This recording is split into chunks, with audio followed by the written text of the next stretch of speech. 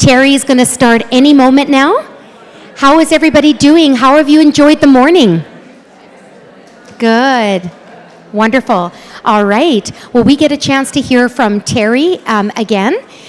We are going to do prizes just after that. We were going to start with prizes, but we're going to just, Terry has to go to another place after, and so we are going to do prizes just after he's done his session. So come on in, please settle into your seats, and we're going to get started in 1 minute.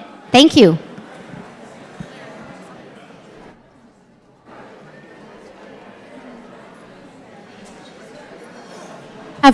I have one announcement.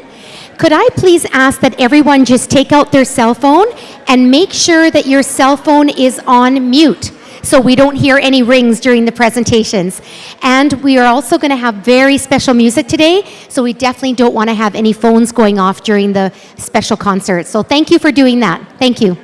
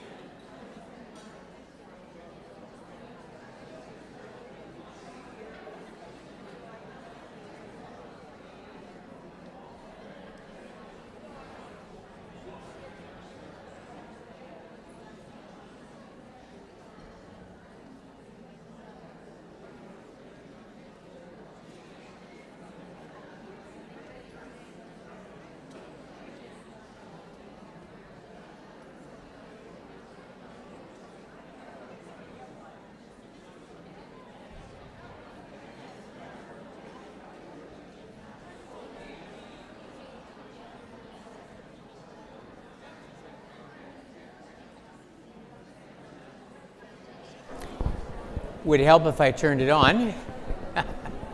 It's always a good start. Plug it in. All right, that was on me. Okay, we're gonna start.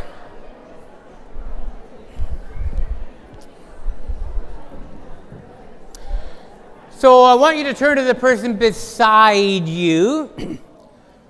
Look at that person, point at that person, and say, "I'm a genius." All right. So remember then, genius is the art of non-habitual thinking. Genius is really about incorporating knowledge into behavior. So you heard Mary and you heard Robin. There's a lot of great tips there. Again, none of it will help any of us unless we actually do some of it. So with that in mind, everybody take your hand like this. Remember, this is a handful of health and happiness, temps. The first one was T, think smart. Let's have a very quick look then at eat smart. And let's red thread this back into some of the comments that both Robin and Marion made. I mean, honestly, food, literally, this is actually my favorite topic to talk about the brain because the results can be felt almost within seconds in some cases. You will get the fastest return. Food can be a medicine or a toxin for the body. So what does science tell us are some of the really simple things we can do over and above the things that you've already learned this morning? I want to come back to something that actually both Marion and Robin commented on. I mean, you know that your brain is 70 to 80% water. If you've got a garden and you don't water it, we all know what happens. Well, it's the same thing. If we don't water our brains, this is a big deal. 85% of adults in Canada, according to a study that was done, have a dehydrated brain all the time. Here's how you know your brain is dehydrated. You drink when you're thirsty. So you might think, okay, I've got to go do something. I'm thirsty. I'll take a drink of water, glug, glug, glug. Okay, that feels better. Where's the water? Now.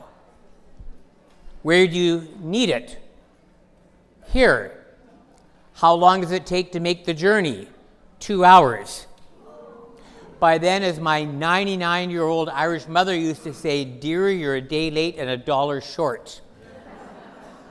So the key is we have to drink water when we are not thirsty. Now, this becomes one of the challenges because one of the things we know is that as we get older, we start to lose our sort of thirst mechanism. Do you remember when you were a kid? You'd be running around in July or August, and then you'd come running into the kitchen, and you just had this raging thirst. You wouldn't even grab a glass. Jim, you'd just shove your face under the faucet, and you'd start drinking right out of the tap. Most of us haven't felt that way in a long time. So the key is we have to drink water when we are not thirsty. Do you know it is possible for your brain to be 10 times faster than somebody else's? More connections, density, and faster signal transmission. One of the ways we get good fast signal transmission are some of the nutritional tips that you heard from our previous two speakers. In addition to that, water is key. Here's why. There's a physical aspect to thinking.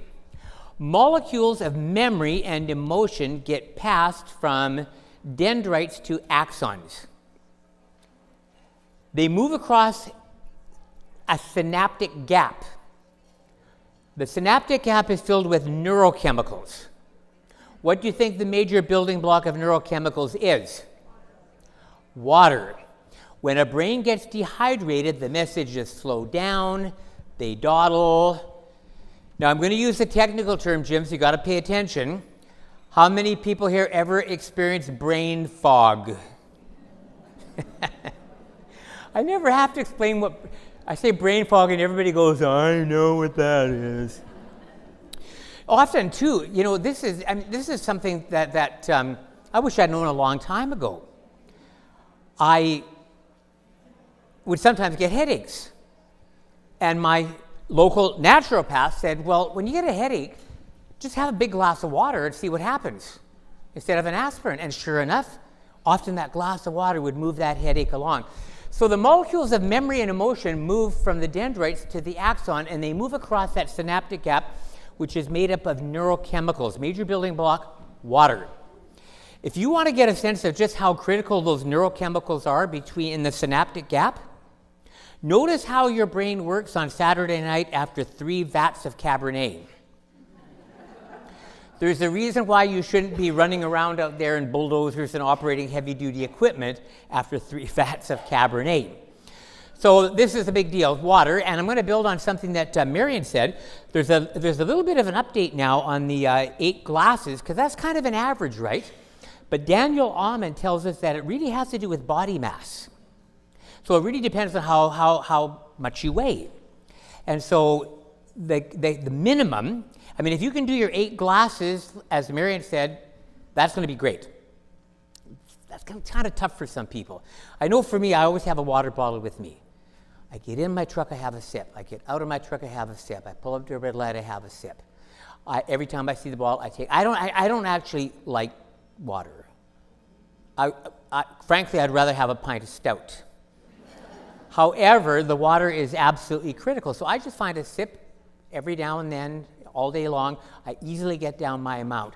And the new recommendation from Daniel Amen, rightly or wrongly, and it'll probably change again, is 1 8-ounce cup, just a standard cup for every 25 pounds that you weigh. So if somebody weighs 175 pounds, how many cups of water? 7 cups of water. So that is, I think, something that's easy to keep in mind. So what else does science tell us we can do? Well, what does your brain burn for fuel? It's not coffee. We like coffee. Coffee is actually a brain food. Actually, here is a really good principle for you, because you're going to forget all the details that, Robin and Marion said and I said, and we don't expect you to remember them. But look for principles. When we understand the principle, we don't have to remember all the little bits, because we'll just be able to navigate our way through the day. And here is the principle. One principle to keep in mind. Whole foods, like a grape is a whole food because it's just a grape. When you press it and put sugar in it and chemicals, it's now processed food. Whole foods that are deeply colored are brain foods. So if you keep that in mind, and you'll just every now and then just have a mindful moment, Barbara, and just go, have I had any dark foods today? No. Well, then maybe go have a carrot or a tomato or something that will give you that boost. So what does the brain burn for fuel? It turns out the brain burns a lot of things for fuel, but the one that comes up most often is glucose. So when you get up in the morning, what is the first meal of the day called? Breakfast. Now, breakfast is a compound word. What is the root word of breakfast? It's actually fast. You had a 50-50 shot. It's Friday. Okay, so you're breaking the fast. Now, it's just a little fast because you probably weren't eating while you were sleeping. Now, you're breaking that little bit of a fast. So when you get up in the morning, what was your brain doing when you were sleeping? It was working really hard. Your brain actually works harder when you sleep. You were dreaming, myelinizing memories. Barbara, maybe a nightmare tossed in there just to keep life interesting. Your brain was engaging with the environment, which is why if somebody comes in at 3 in the morning, flips on the light, you'll wake up. So your brain is always on. It works 24/7, 365.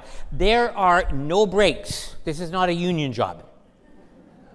The only break you get is when we exit this life. So that up until then, your brain is fully on. So when you get up in the morning, been burning fuel all night long, the first thing you put in your stomach is highly significant, and the brain burns glucose. So I get up in the morning, and the first thing, I sort of get cleaned up, and then I go downstairs. My go-to is a little mini mandarin orange. That's actually better than orange juice per se.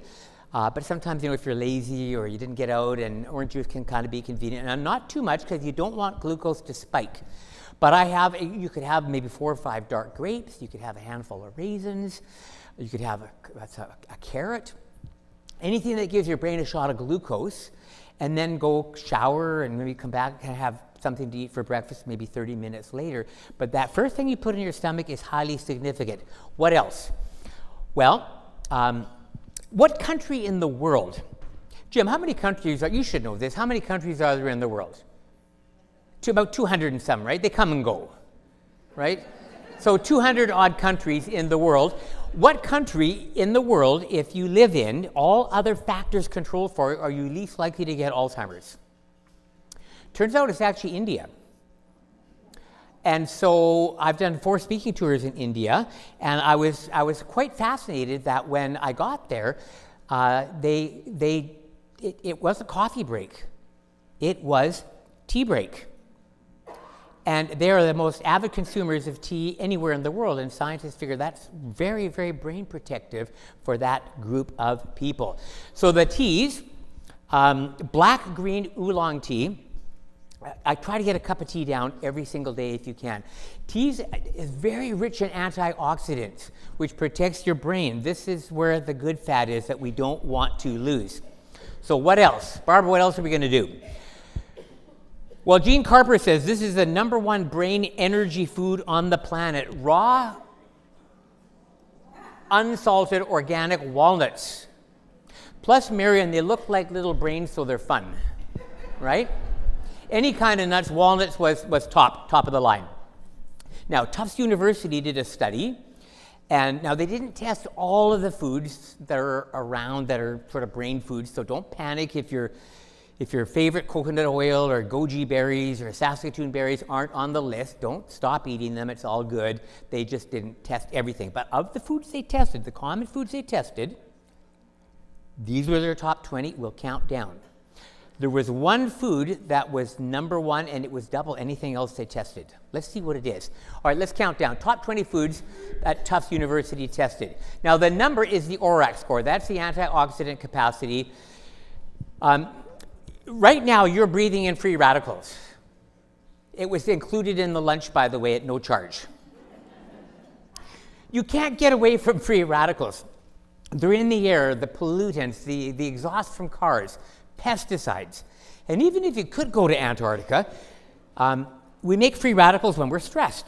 So that's just part of life. Now, it's not normally a problem unless you have sort of low antioxidant capacity. You want those antioxidants to counter the free radicals before they get to your brain. Daniel Lawman says free radicals make your brain rancid, so that's something we probably want to avoid. So 731, that is the ORAC score.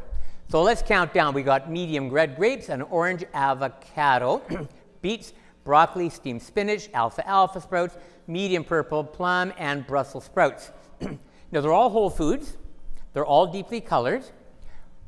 Raspberries, as long as we don't add sugar. I mean, I know it's a short season, you can freeze them, but as long as you don't add sugar, sugar is not your friend. Sugar is pro-inflammatory. It's very bad for the brain. In fact, I was giving a talk to all of the department heads at Langley Memorial a while back, and the head of the cancer clinic afterwards came up and said, "Thank you for mentioning sugar," because he said, "I'm seeing a lot of studies linking cancer and sugar together, and so it's good to kind of limit as much of that as we can." So raspberries are great. They can be frozen as long as we don't microwave or add sugar. Raw spinach, we've got strawberries, cranberries, kale. Robin, I never ate kale until I read this list. It was like the invisible gorilla in the grocery store. And then as soon as I read this list, every time I go to the grocery store, I see kale. We eat a lot of kale. Garlic, now this is not a deeply colored food, but some consider this the superstar food on the planet because it's so good for heart and brain. Blackberries, blueberries, also known as brain berries. We've got dark raisins, and that number one food for your brain.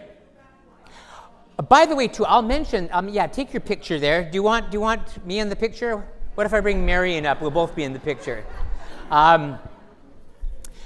By the way, too, I have a brain bulletin that it goes out.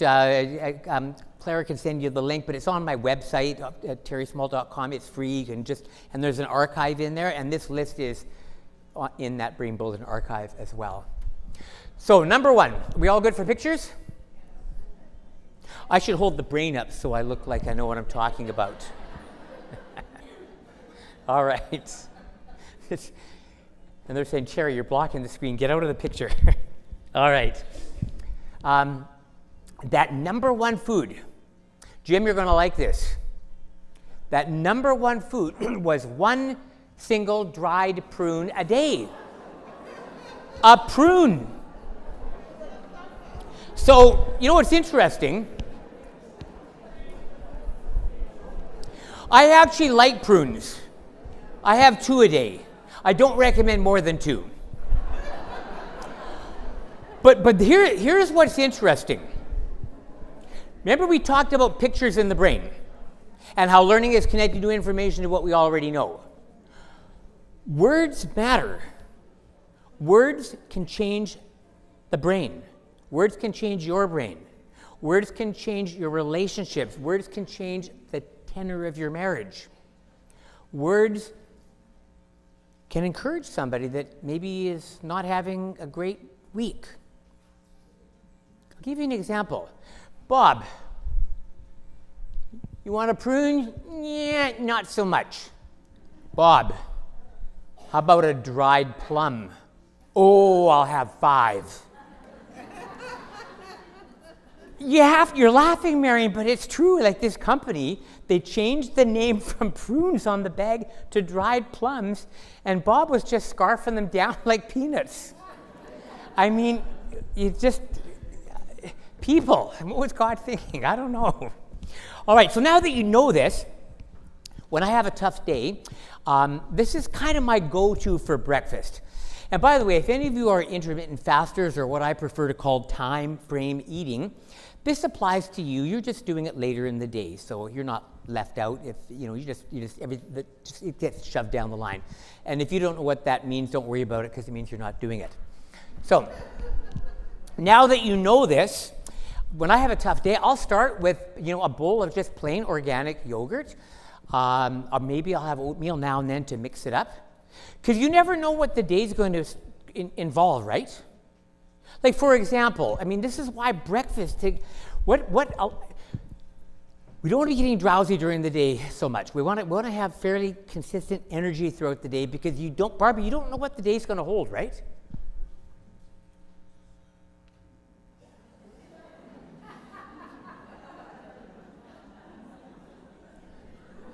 Volume up.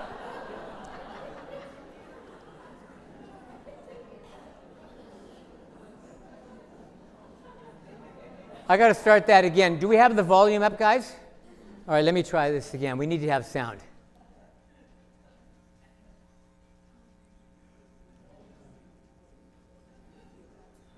I don't know why we're not getting sound, guys.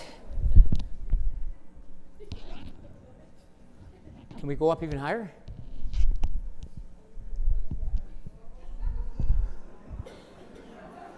Well, there's some guy droning away. He's talking about policy and regulations and some tax guy planner. But you just have to imagine some boring person talking, right? But I don't know why we're not getting sound. Maybe did we somehow, for some reason, we lost our sound connection. All right. We will persevere.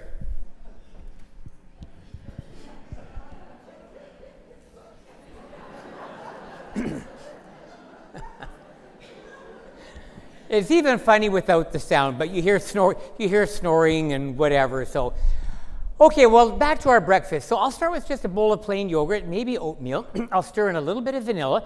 Vanilla raises serotonin levels in the brain. That's a feel-good chemical. I'll throw any kind of field berries, could be blueberries. I might put some non-sugared, natural, organic granola on top. I might sprinkle a few chia seeds to give it texture. I'll add some walnuts on top, any kind of nuts, but walnuts are my go-to. Now, what's that? Do you know cinnamon has 0 calories? For the record, I'll sprinkle some cinnamon on top. I'll have that with a couple of cups of coffee, no sugar added. And I'll tell you, I will have energy to burn all day long. What else? Well, it turns out 1 meal of fish per week will cut your dementia Alzheimer's risk by 60%. Now, if you're a vegetarian, and there will be some in here, you're not left out. Because it's not the fish, it's what the fish eat. So if you get sea-based supplements that are based on what the fish eat, like seaweed and plankton and things like that, you will be fine. You can have a little snack bag with you. And so when you're feeling I'm feeling a little bit hungry, you could have a little snack bag. You got a few nuts in there, some seeds, maybe some dark raisins. Chop in a little bit of Marion's 85% plus cocoa chocolate. Maybe some chopped apricots. Have a tablespoon of that. You do that on an ongoing basis, huge impact. Huge impact. And you may think to yourself, you know what? I don't care what Terry says. It's Friday, darn it, I just want a cinnamon bun. Fine, have a cinnamon bun, but maybe not every day. Sometimes just swapping out a cinnamon bun, making a mindful decision, can make a huge difference over the course of, I will have a cinnamon bun a week, but I don't do it every day. The book. I'd like to recommend a book for each of these parts of our model here. The best book I've ever encountered on this is Genius Foods by Max Lugavere. It's got great recipes in there. There's lots of good research, and on it goes. Genius Foods by Max Lugavere. Look at your partner, point at that person, and say, genius. Okay, so this I think is going to be the last one that we're going to do, and I want to tie this in a little bit to the comments that both Marion and Robin made, and that is the move smart of our TEMPS model. You know, honestly, I'm just amazed at how sometimes I can be feeling, it's not a great day. I get out, I go for a walk. Again, do what you can. I know it's not always easy. But even if you can just go out for a slow walk around the parking lot, even around the building, I'm amazed at how much better I feel after I've been moving. You know what's interesting is, during the pandemic, do you think people started moving more or less? That's what I thought. I was really surprised when the federal government did a survey and they found out that most people started moving a lot less during the pandemic. Now keep in mind that you have in your brain something called mirror neurons, like a bathroom mirror. They mirror, how many of you have noticed that emotion is contagious? There's some people, I mean, you know, right? There's just some, every time I'm around Marion, she's happy, she's laughing. I always feel better. Marion has this way, as many of you do, of leaving people better than she found them. And then there's other people. You know who they are. You have like a 3-minute conversation. It's like, oh, gosh, I'm losing my will to live. So remember that there is mirror neurons are real. Jim Rohn, for years before this research came out, the mirror neurons research was done by Marco Iacoboni at the University of Parma in Italy. Fascinating discovery. More on that another time, because it's a short day. So mirror neurons matter. Jim Rohn talks about the circle of 5. He says you take the 5 people you're with, and you will be the average of those 5 people at that particular time during the day, because so if you're not moving, it affects the people around you. They start becoming more sedentary. And the cat says, no, it's not okay. So it was fun last night. We were having a planning meeting last night. And Marion, you were talking about, and Robin, you referenced as well, all the activities that are on the board. And some of them include being out walking around and doing things and talking to people. It's all incredibly good for the brain. And we live in an area where it's possible to get outside. I mean, exercise of any kind is great for the brain. Here's another reason to kind of red thread back into what Robin said. You have in your brain a structure called the hippocampus. You know that little seahorse shape in the center of your brain? You have one on each side. Together it's called the hippocampi. This is a pretty recent discovery. I think it was made in Germany by Dr. Nels. You have in your hippocampus something called index neurons. So you want a happy hippo. The index neurons are the neurons that look up the memories that you have in your brain. Your memories are distributed throughout your brain, but they flow through the hippocampus. The hippocampus is critical. How many of you enjoy remembering who you are? I mean, honestly, think about the miracle of that. You wake up, and suddenly, in those first moments of consciousness, all of your life memories come crackling back into consciousness. I mean, how do you even go about explaining that? It's one of the most unexplainable miracles on the planet. So having a hippocampus that's happy allows you to be able to access memories, because if your hippocampus starts to atrophy, if we don't have enough index neurons, you can't find your autobiographical memories in your brain. The memory's still there of your grade 7 graduation ceremony at your elementary school. It's still in your brain, but you can't find it because there's index neurons in your brain have been overwritten by other neurons. So if you aren't doing stuff to keep your hippo happy, and you're having a beautiful day like today, and you're getting all these great memories, and you gotta eat this, and apples, and B12 vitamins, and Marion's got her chart there with different things to do, and your brain goes, hey, we need to remember that. But we don't have any index neurons, so they say, well, you know what? Barbara hasn't thought about her French high school stuff for a long time. will just overwrite some of those index neurons. So that high school French is still there, but you can't find it anymore because the index neurons have been overwritten by Marian stuff going on about skeletons and things like that. And so having a happy hippo is a really big deal. This is what happens. This is Fred Gage's research at the Salk Institute. Before exercise and after exercise, you actually sprout new neurons in your hippocampus, and there's only one activity that's been demonstrated to do that. What do you think it is? Movement, exercise. So I want you to think about this, and then I got to wrap it up here. I want you to think about this. If you could go to the drugstore, and we love our pharmacists, they provide an incredibly valuable role. If you could go to a pharmacist operation and get a prescription that would do all of these things for you, how much would you pay for it? A lot, I would. That's what going for a brisk 20-minute walk. And when I say brisk, it doesn't mean brisk for everybody. Brisk for somebody could be anything that gets your heart rate up. So if you have mobility efforts and challenges and you're out there with your walker, I mean, you're not going to walk as fast as a 14-year-old, but the fact is you're going to still be getting your heart rate up. Most of the benefit of exercise comes in the first 20 minutes. So all kinds of exercise is good for the brain. I was super happy to hear Robin talk about resistance training because there's a lot of brain research to support that. This is what your brain looks like after sitting quietly after a 20-minute walk. Science tells us you can literally walk yourself out of a bad mood in 10 minutes outdoors. So grab some friends, have good conversation. I mean, you're layering things now. You're outside, you're getting the vitamin D that Robin talked about. You're having conversations, which is like a ping pong match for the brain. You're out moving, you got your heart rate up, because what's good for the heart is good for the brain. The book. This is amazing. Sparked by Dr. John Ratey. Honestly, this was a page turner. I had a hard time putting this one down. The New Revolutionary Science of Exercise in the Brain. Any kind of exercise is good for the brain.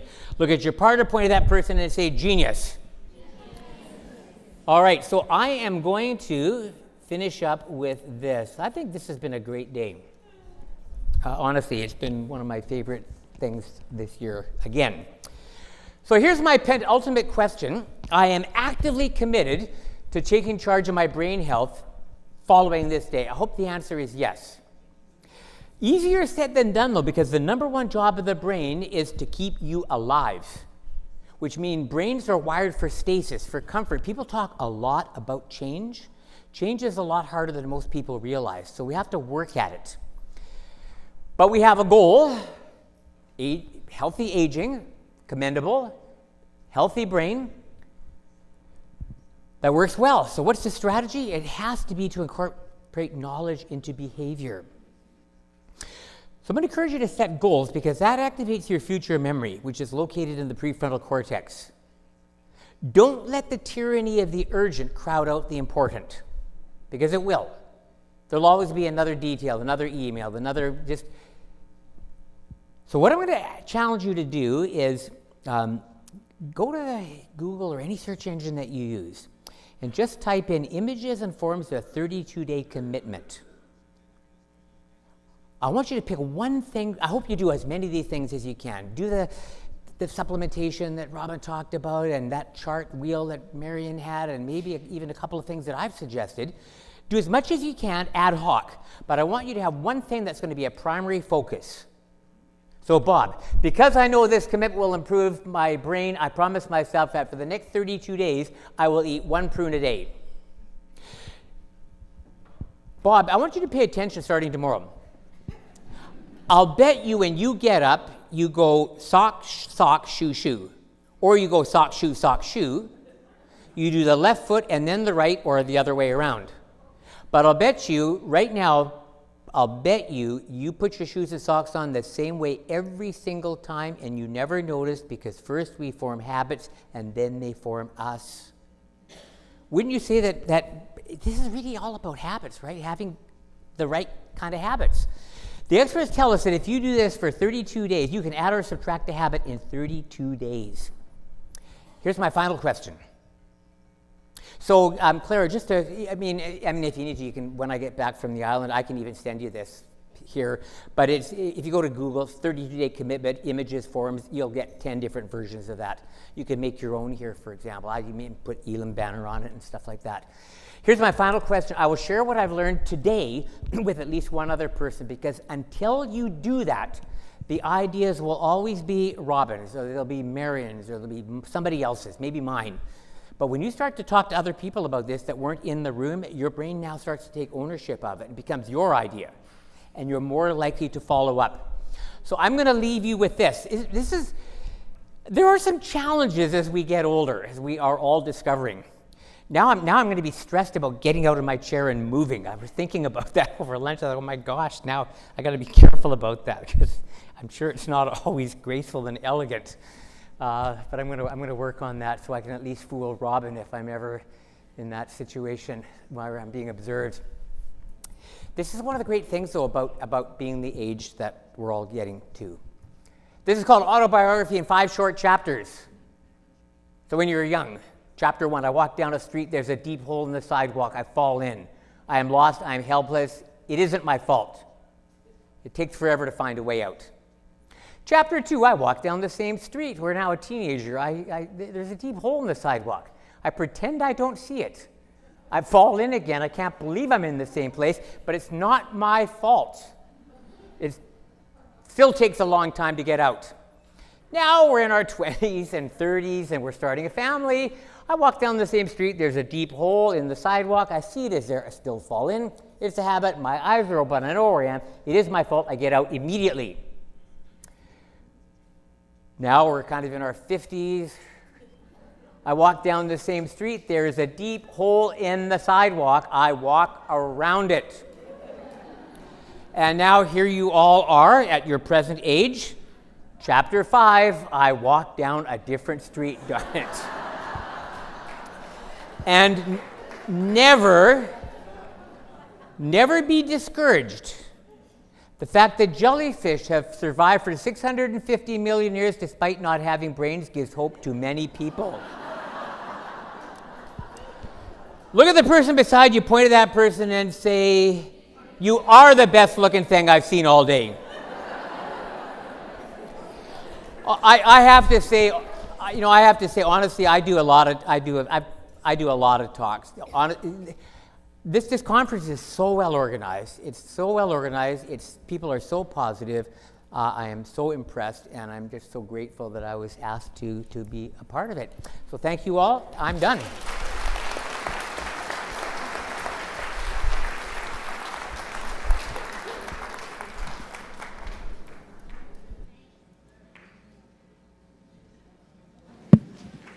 Thank you so much, Terry. We have learned so much from you, so much from Robin and Marion. I think we're going to all go home tonight and make a list of all the things we can do, and they're so simple. They're really it just takes habit. So I think next we have prizes. So, Clara. All right. Thank you, Jennifer. Thank you, Bob. Thank you, Terry, again. So wonderful. Let's give another round of applause to Terry. Wonderful. All right, so I'm going to bring up my team here, Rebecca, Hillary, Stephanie, and we're going to give away a whole bunch of prizes, and then we are going to have an absolutely amazing concert. So while we get ready, you guys can, all right, let's go. So I'm going to announce them, and does somebody else have a microphone to do the names? And perfect. Okay, here we go. So Marion, a couple of books here, The Lost Book and The Garden Within, which help inspire this as well too.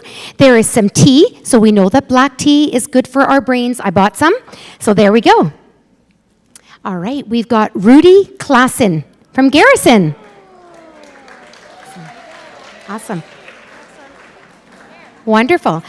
And we have a big basket here from our wellness team. So, community life team. So that's the team that's up here. And it is a hydroponics growing system, a box of Purdy's chocolate. There's a notepad, and there's some really fun magnets, all in the garden theme. All right. So Ed Tsui. Tsui? Tsui. Oh, congratulations, Ed. Awesome. All right, next. We have a gorgeous sage basket from our Human Resources Department. So thank you, Lynn and team. It's a beautiful diffuser in oils, and that's going to go to Vern Gleddy. Wonderful. Thank you, HR. All right, and we have a gorgeous basket from Barb. She was here during lunch. She was over at the Bowers table. So this is filled with all kinds of goodies, all kinds of different products in here. All right, and this is going to go to Norma Jansen. Here. Congratulations, Norma. Okay, awesome.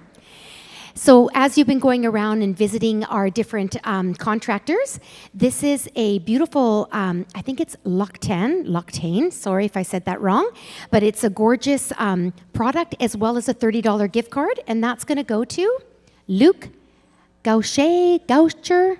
Is that right? Okay, there you go, Luke. Congratulations. Okay. And then we've had a few different people, residents and other people that have donated. So a beautiful crystal bracelet from Laurel Foshi. She's going to be here at the Artisan Market. I buy a bracelet from her every time she comes. A $10 bistro gift card for right here, our bistro, and some chocolate again. And that's going to go to Marion Heemskirk. I think she deserves it. All right, we have a lot of prizes. Thank you to everyone who donated prizes. And this is from Motion, I think, as well. So another beautiful basket. Oh my goodness, look at all the goodies there. And thank you, Rebecca. There we go. And this is Ellen Giesbrecht. Congratulations, Ellen. Okay, another gift basket here. We have some Purdy's hot chocolate, some pretty soap, and a gorgeous candle. This is actually one of our team members in the administration office. Her friend makes these beautiful candles, and they are like soy-based. They're all healthy and stuff, so very good. And this is Geraldo Blouth. Enjoy.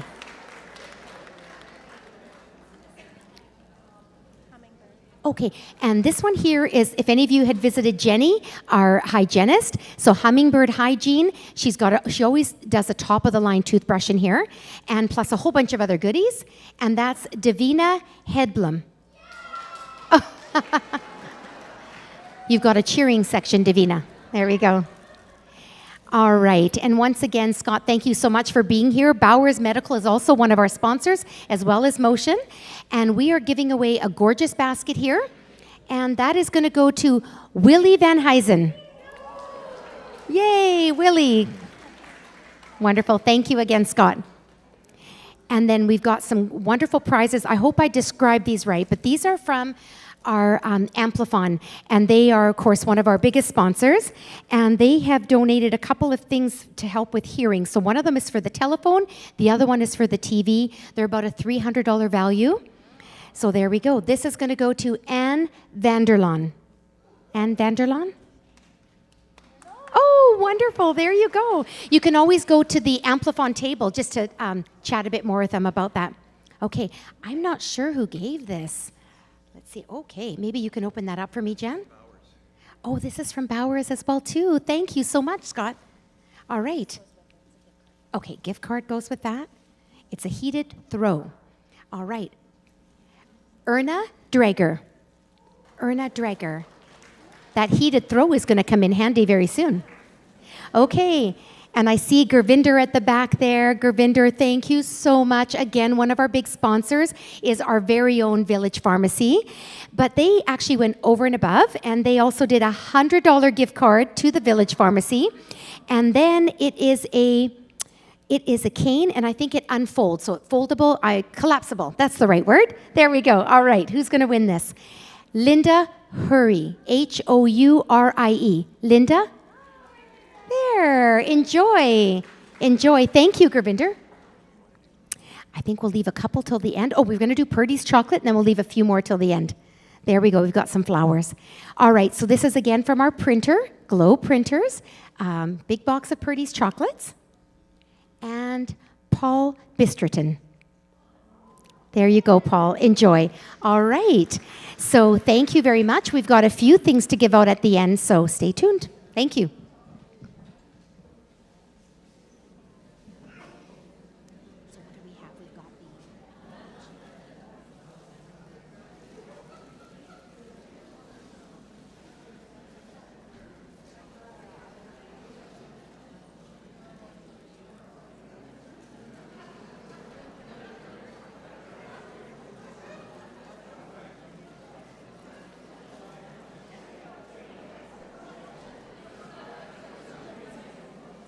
Sure, yeah. Do you want to do it in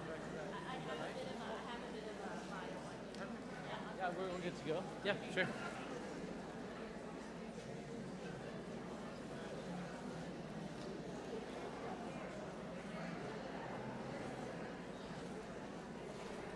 Wait for the. Okay, we're good. Now, after all the learning, now we need to relax our minds. So we're going to have some great music by these two gentlemen here. I have some great information on them. So first, Ben Goheen with the cello. Hi, Ben. He received his Master's of Music in Cello Performance from the University of British Columbia. Since then, he has enjoyed performing with several symphonies ensembles, including Vancouver Symphony Orchestra, Vancouver Opera Orchestra, and the Vancouver Intercultural Orchestra. Ben's main passion is chamber music. He performs regularly with the Somerset Trio and the Rose Gellard String Quartet. Ben has been at Elam recently with the Vancouver Chamber Players. Wow, very impressive.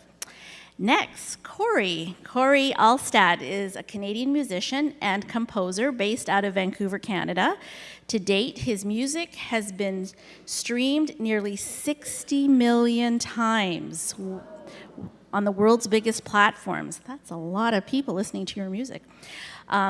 He has been featured on national and international television and radio. Raised in a musical family, Corey began piano lessons at the age of 7. He progressed through the Royal Conservatory of Music and received his Bachelor of Music from the University of Manitoba. I went there. Hey!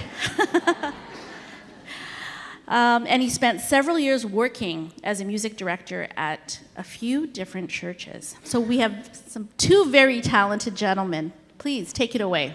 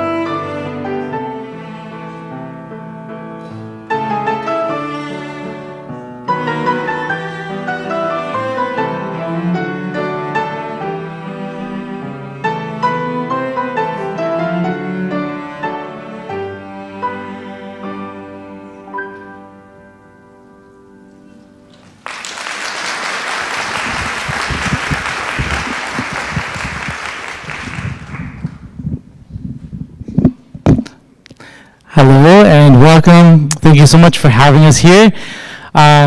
It's our pleasure to be playing for you today, and this looks like a very amazing event. So I kind of wish I was here for more of it, to be honest. Like hearing all the little tips and tricks from earlier, that's awesome. That's so great. It's good timing. I just threw my back out yesterday playing pickleball. So there's probably a few of you who played pickleball before. And I just like, I could have used a few tips about what to do in that situation. But so if you see me moving around weirdly, that's why. So yeah, the song you just heard was one that we composed together about 6 months ago or something like that. Maybe it was sometime this summer, called Garden Waltz. And I think that's one of the reasons that Clara contacted us, just to see if we'd be available. Because that song is also on Spotify, so it'll come up on your playlist if you're looking up garden music. So we're gonna play for you next Laudate Dominum by Mozart.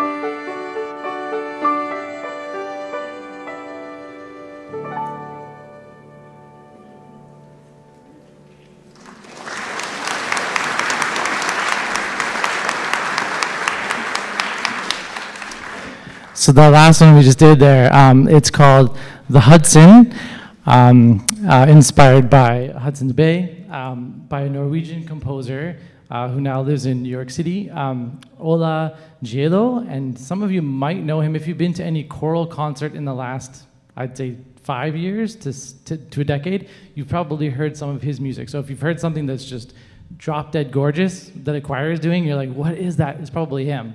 He's written a lot of beautiful things. So that's actually meant for a choir, but it was transcribed for cello because it just suits the instrument so well. So hopefully you enjoyed that. It's also from a collection of his called Rose Stone, I think it is. So just throwing that in there because it happens to be a flower, and that's kind of cool that it happens to go with the theme of today. There we go. Can you guys hear me okay? It's coming through? Yeah, it's such a pleasure to be here. My name is Corey, as I was introduced earlier, and I always enjoy to play with Ben, and it is really great to be here and already picking up some good tips about prunes and other things, which has been very helpful. So we're making some changes. Well, we're getting close to Thanksgiving, of course, and we were thinking as we were talking about Thanksgiving, we were talking about the next couple of songs we're going to do, and the songs that we're doing are focused on reflection, and they're actually a bit haunting. They have a bit of a minor sound, so they feel a little bit darker. But I thought, as I was reflecting on reflections and thinking about sort of that darker sound, when I look back on my life, I can actually see that often things that were really hard in my life, things that felt difficult and I had trouble seeing my way through, I often look back now on those times and see that actually God was doing a really beautiful thing in my life during that. And so there's actually something beautiful if we can have that sort of bigger vision about going through challenging times. And so anyways, we hope you enjoyed. There's a couple of pieces we're going to play back to back here that are focused on reflecting.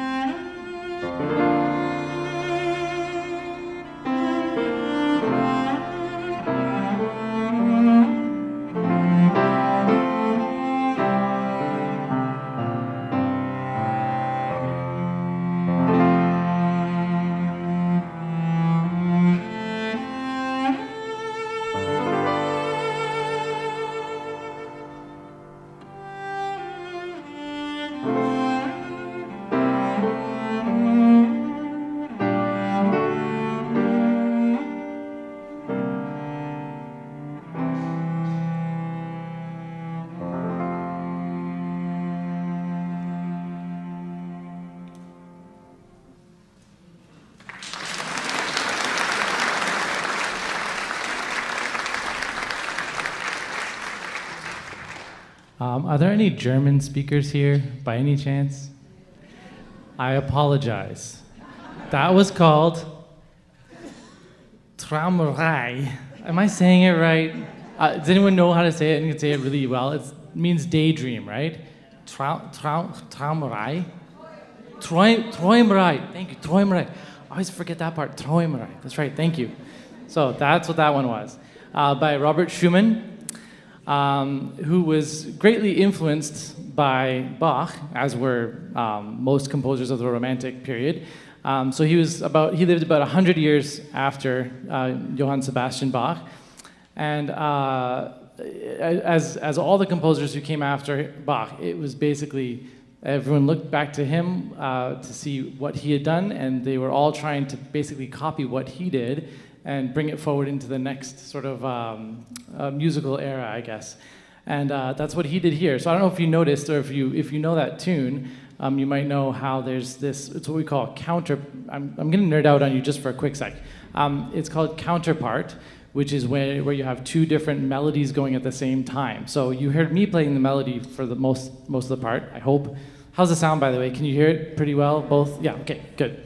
And then the piano takes over one, if not two different melodies at the same time as the cello. So there we have our counterpart. So and that's something that Bach was ingenious in doing. And he was one of the first composers who did that as prolifically as he did. So, and I'm bringing up Bach because we're about to play something by Bach. It's Ave Maria, which many of you will know. And you probably know this as well. The melody line that came on top of the piano arpeggios, so at the beginning, do you want to just play like the very beginning of it? Like just the first bar, the Ave Maria?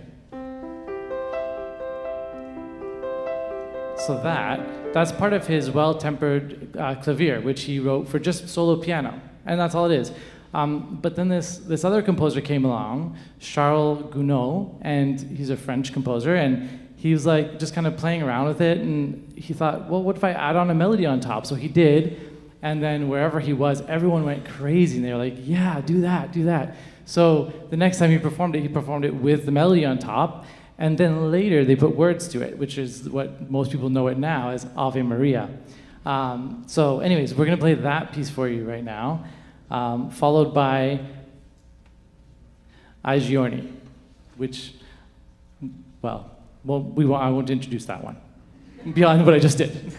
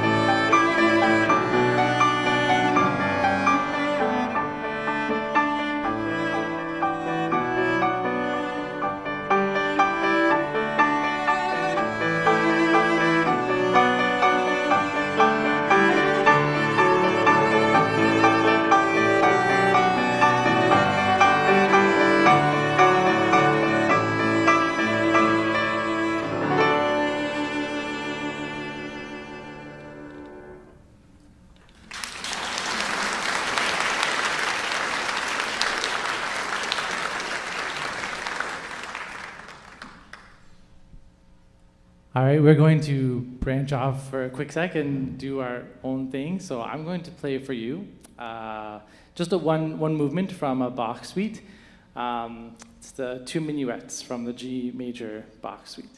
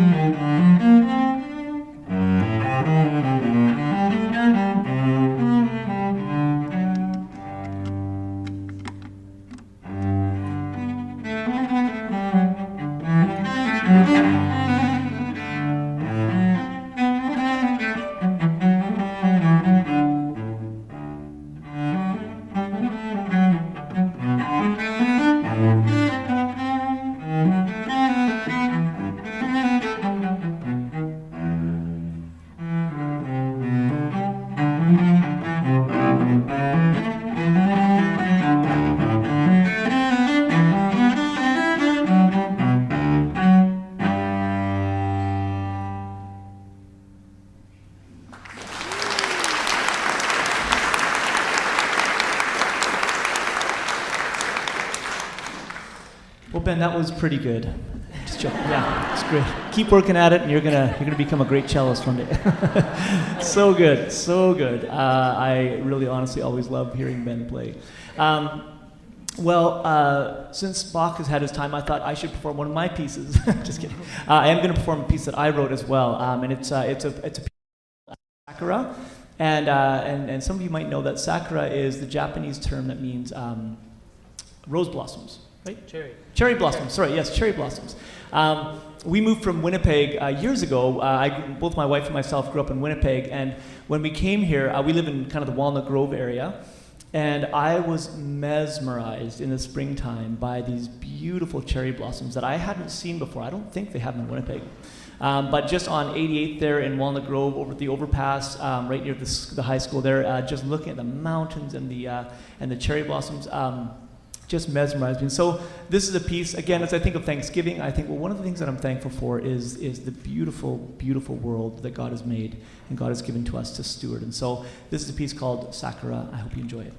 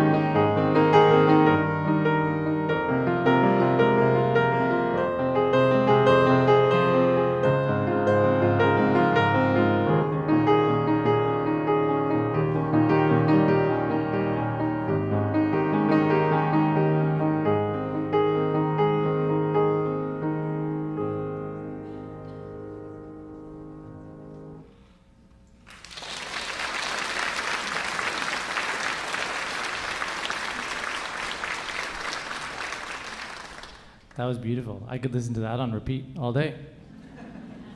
Like, you're introducing the next thing, right? I just wanted to pick up the microphone to say that. That's all. Just, good job.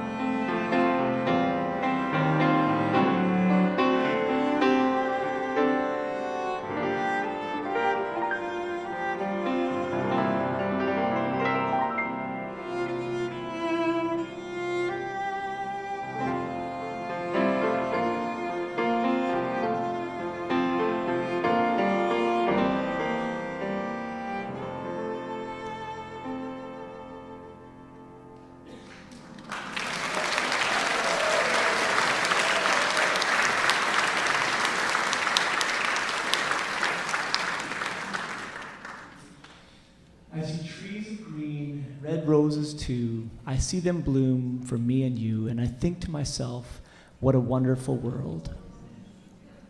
Another author put it this way: this is my Father's world, and to my listening ears, all nature sings, and round me rings the music of the spheres.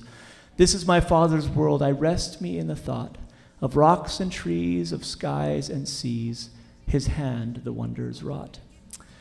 We're going to end our time here together by playing this beautiful hymn that many of you might know. And if you know it, please feel free to sing along. We don't have the lyrics or anything, but maybe you've got them memorized. I just thought the last thing that I will say is this beautiful little reading by Elizabeth Barrett Browning that many of you may have heard. She says this, she writes, "Earth's crammed with heaven, and every common bush afire with God.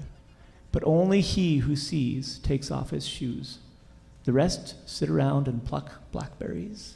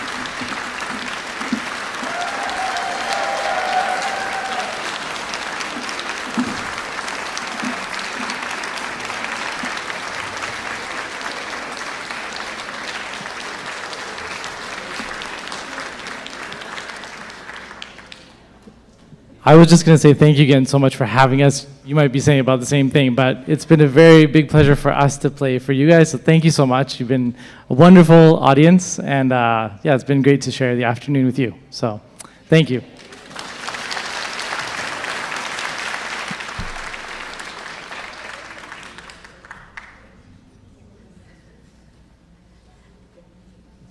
Thank you so much, Ben and Corey. I don't know about you guys, but I feel like I've gone through time across the world in a deep sleep and then woke up refreshed. Like, don't you feel like that? Music really has that effect. Thank you again. Thank you again. I am supposed to introduce Clara, but before I do that, Marian Heemskirk would like to come up and say something. So I'll just stand up here for a second so I can see everybody. So anyway, what a wonderful crowd. Thank you for being here today. That's one of the things I wanted to say. But this couldn't have taken place without someone's really hard work. It took a lot of people, but there's one person. Clara, come right on up. Clara has been working on this. Thank you. Clara's been planning the wellness fair for a whole year. So I'm sure when this one is finished and she goes home tonight, she'll already be planning next year's. So I've given her a pad of paper. Here. Thank you. I'm kidding. Anyway, thank you so much to Clara. Thank you. Thank you, Bob. I'm just going to, I've got a lot of thank yous to do, so I want to get through these. And first of all, I just want to say thank you to Corey and Ben so much. I could have listened so much longer, and I'm sure you could have too. It was absolutely beautiful. Now, we love Ben here. You know that we love Ben, but you know what? I think Corey needs to come back again too. So we'd love to have you come back. Thank you so much. Appreciate that. All right. So it's been a full day. My heart is full. I hope yours is too. We've heard a lot of amazing things, and we finished with some beautiful music, which is a part of wellness as well. So I just wanted to share quickly the healthy aging. So it was something that came up right after the last health and wellness fair, and I sat on that idea for a while. And then I took some time and I went to Whistler, and I was with nature, and I was relaxing, reading a wonderful book, and then within about 5 minutes, I had the whole theme for this event, and so grateful for that. And just to see it unfold in the last few days with a huge team of people. So I'm really grateful. I hope you enjoyed the theme and everything that went along with it. And then I just wanted to share again, the garden within came from Isaiah 58:11. The Lord will guide you continually, giving you water when you are dry and restoring your strength. You will be like a well-watered garden, like an ever-flowing spring. There we go. All right. So today we learned that we could create new habits. Terry told us all about that. Marian taught us to take care of ourselves, so we're going to do that. Dr. Robin Land talked about movement, strength training, and how many of you are going to remember to balance on one foot while you're brushing your teeth? All right, good. Let's practice that because that's going to be really good. So I'm going to do some thank yous. First, I want to say thank you to Jennifer Ledesma, our amazing MC. And Allie, we've got a beautiful arrangement of flowers for her. So there you go, Jennifer. Thank you so much. She is a class act. Absolutely beautiful. And then I'd like to thank our speakers. Most of them have gone except for Marian, but Terry Small, Robin Land, and Marian Heemskirk. And we have a beautiful arrangement as well for Marian as well, so Bob can give you that there. So thank you to our amazing sponsors. So all of our sponsors, that's the reason that we can have such a beautiful event. So thank you to all of our sponsors and our contractors that were here today. I hope you got a chance to meet all of them. Thank you. All right. So I'm going to do a list of people to thank, and then we can just clap at the end if that's okay. So let's go with Sophia in the sound booth. Thank you, Sophia. And we also have up there Frank Alexander, who's been live streaming today, as well as John Ryan, who was helping in the sound booth. Vanessa, wherever you are, give a big wave. Vanessa has been helping me throughout the year, has done lots of things behind the scenes. And if you got a chance to try one of those lavender little tea bags that she put together, I hope you got a chance to get one, but she put those together for us, so wonderful. Our marketing team, Lana, Alana, Wendy, and Michelle. Wendy was taking pictures today, so a lot of the visual identity and all of that, so thank you to them. And then Marquis, of course, for the amazing food and hospitality that we received today. Judah Rodway, who played for us this morning, so beautiful pianist. and our community life team. So that is, I'm just going to list them: Bob, Stephanie, Hillary, Rebecca, Amrit, Suzanne, Chris, Satinder. I hope I didn't miss anyone, but what an amazing community life team, and they really are your hosts for today. Bob, thank you for being our amazing stage manager. So a round of applause for everyone. Aw. So we don't want you to forget about this day. And so I'd like you to please come and take one of the 4-inch plants that are on these shelves here. So you get to take that home, take care of the plant, take care of yourselves. So please, if you could just take one, I want to make sure there's enough for staff and other team members as well. And on your way out, there are some delicious apples that were donated from the Cloverdale Country Market. So you can take that as well too. So I hope you've had an amazing day. I know for me it's been amazing, and I just hope that you just take all of this great information, and thank you so much for coming today. Thank you. And we're just going to do the last few prizes here. So my team here is going to do that. There we go. Bob, would you like to? The Apple Watch, or do you want the do you want to wait? We have a few other.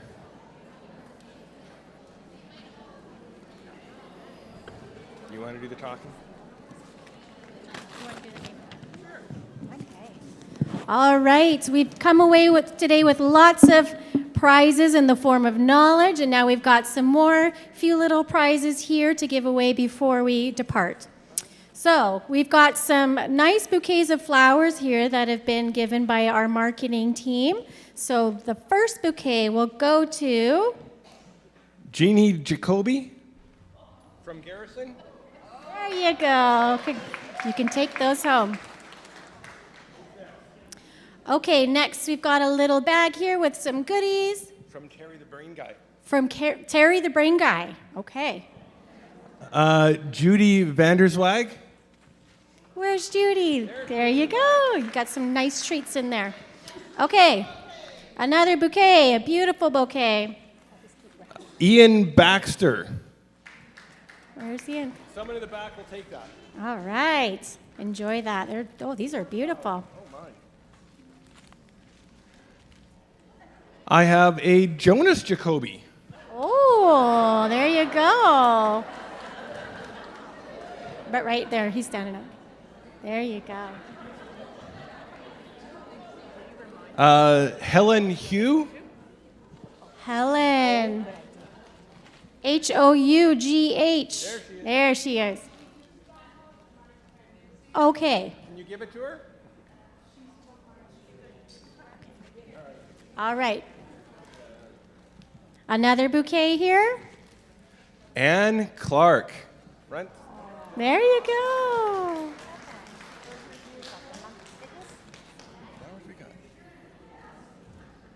Fran Schultz. Fran, okay, Fran, there's her bouquet there. Congratulations. All right, I think we've got one more bouquet of flowers.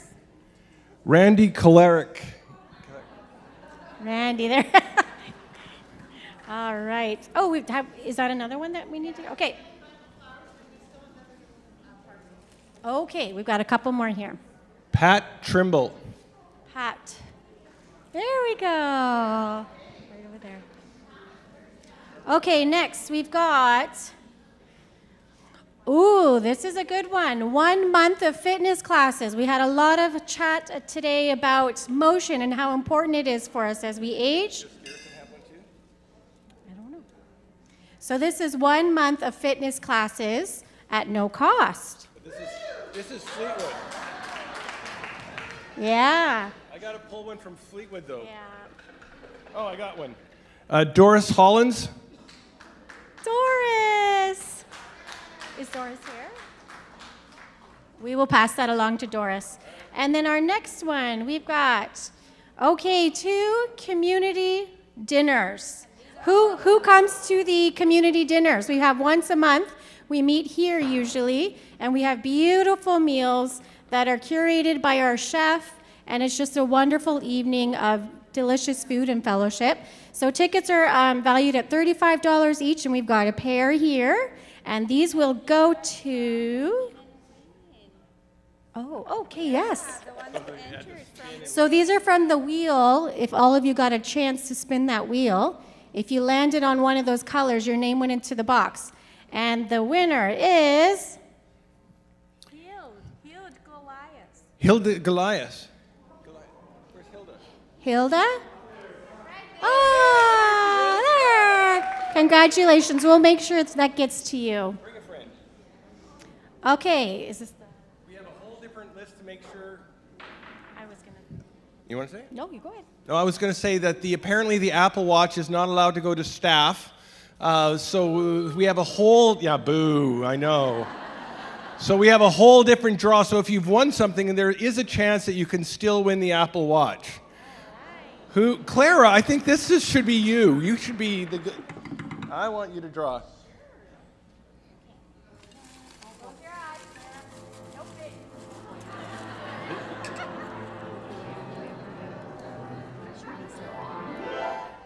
Shirley Slack.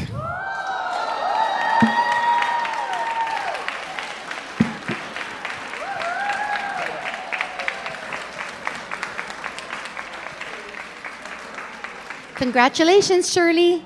That's an amazing prize. And that prize came from Scout, who's our tech. They partner with us. They do an amazing job. So really grateful to have that. So Helen wanted me to remind you, don't forget your umbrella. If you brought an umbrella, you don't need it now, thank goodness. But have an amazing, wonderful evening and weekend. So thank you so much.